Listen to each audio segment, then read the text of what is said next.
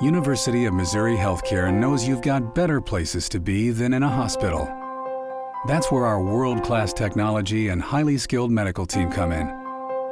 We get you home sooner. That's important to you and those who wait for you.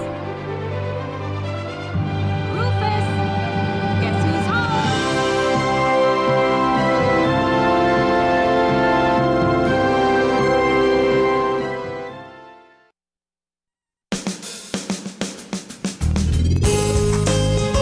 Good morning and welcome to Radio Friends. This is Tuesday. It's January 3rd, 2012, as we're marching along to the new year.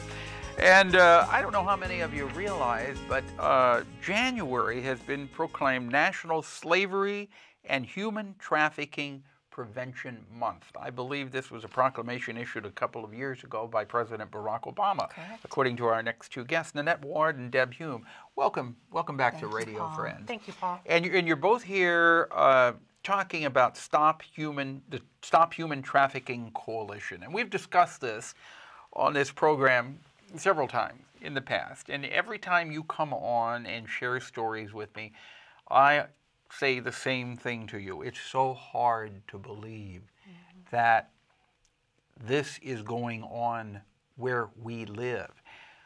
But you're here today to talk about how we can prevent human trafficking and slavery. So how do we do that? And actually, your point about not realize or hard to believe that's exactly one of the points that people can do is to educate themselves in terms of preventing. If you don't know that it exists and you don't know what it looks like, what the stories and experiences are, then you can't really prevent it. So that is actually one of the important things to educate I need to correct my ignorance on the subject of that. Well, that's what it is. It is because we're living in a cocoon somewhat, not realizing that this is going on around us. We need to lift the shades on it.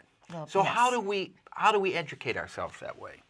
There's lots on the internet, and there are books to read, there's videos. They can come to a coalition meeting, which actually is tomorrow, January 4th. We meet monthly at Parkade Center at 5:45, and you can come to a group here locally and begin to learn and understand some things. So tomorrow evening at 5:45 at the Parkade Center. Downstairs in a meeting room. It's open to the public. Anybody that wants to come can come. Right. And educate yourself on this. And we have a list of resources, films, books, websites that we can provide for people if they email help@stophumantraffickingmo.com. We happily provide that list. You email that? It's help@stophumantraffickingmo.com. That's all you need. Right. Yes. Help, spell the word out, help at Stop Human Trafficking M-O. For Missouri. .com. And the website is the same. Just you don't even need the www. Just stophumantraffickingmo.com, and you can go to the website. Okay. So we talk about educating ourselves. Yes, What and are also some of the things that we need to know? That what we purchase and what we demand has an impact on human trafficking. I'm going to talk a little bit about demand in terms of the commercial exploitation of children in the sex industry. That if that demand wasn't there for prostitution, for pornography, that a great deal of human trafficking would stop. If we weren't buying those services, buying those, if no one wanted those things, then half the problem would be solved. And we've got that in Central Missouri. We've got that everywhere in the world, Absolutely. but it's here in Central Missouri as well. Children. With children, yes.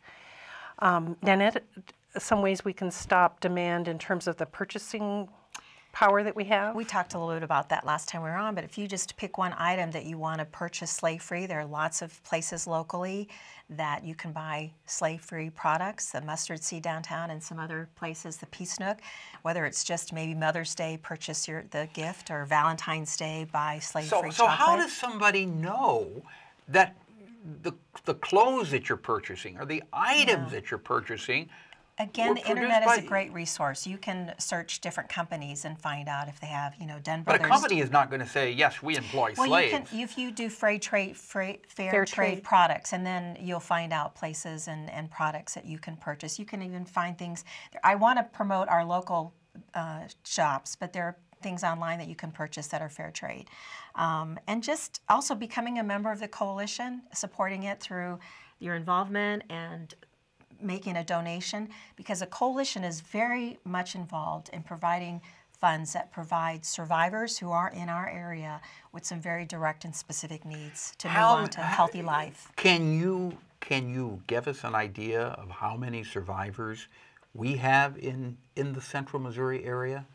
Not specifically in the central Missouri area, mostly just to protect their privacy, but in the western half of the state, over 130 people have been identified in the last 4 years. Those are just prosecuted cases, so we know there's more. When you say the western half of the state, from Columbia on to Kansas City. Yeah, the Western Judicial District.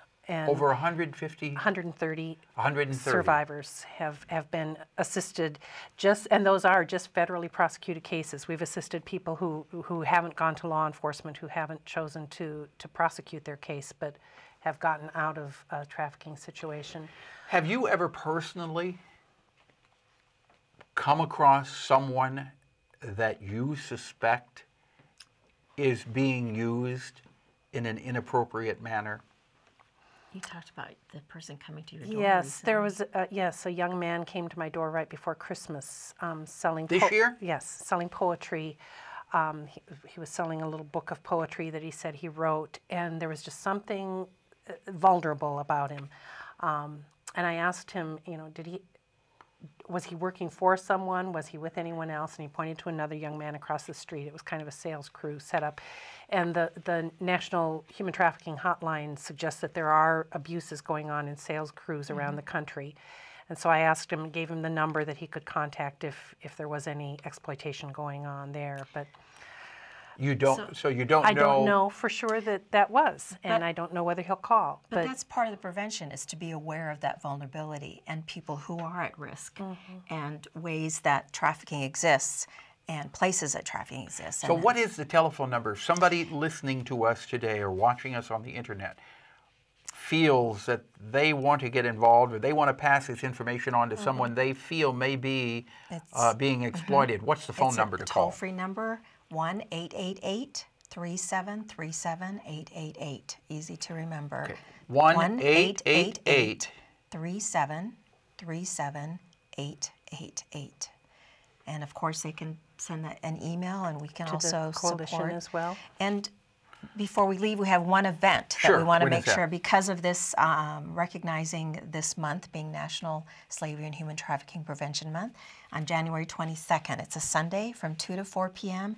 at the Columbia Public Library in the Friends Room.